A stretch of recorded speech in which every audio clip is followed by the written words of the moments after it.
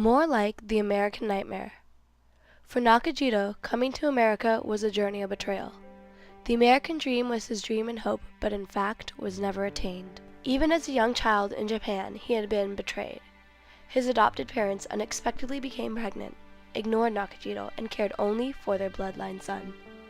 They disinherited him from both their love and their wealth. As a young child, hot tears of betrayal often streamed down his face. So at 16, he ran away, bound for the American dream that promised a better life.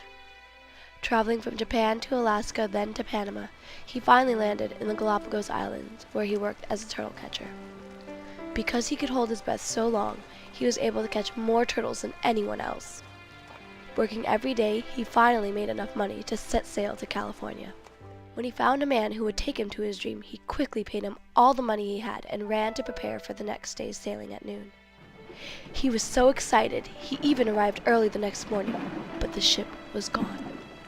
He watched with horror as the ship faded, smaller and smaller, sailing away with his dream. He cried out in anger, then collapsed onto the dock and wept. Once again, he had been betrayed. But he did not give up. He continued catching turtles and saved up enough money to set sail again. Because he was Japanese and treated as a lowly second-class laborer, Nakajito was forced to stay at the hull of the ship. In the nearby chamber laid hundreds of live captured turtles who were stacked on their backs, one on top of the other. All day and all night, he could hear the suffering turtles wheezing and sighing. That sound almost drove him mad, perhaps because it reminded him of his own sadness, feelings of betrayal, unsure of what lay ahead, and afraid of the unknown.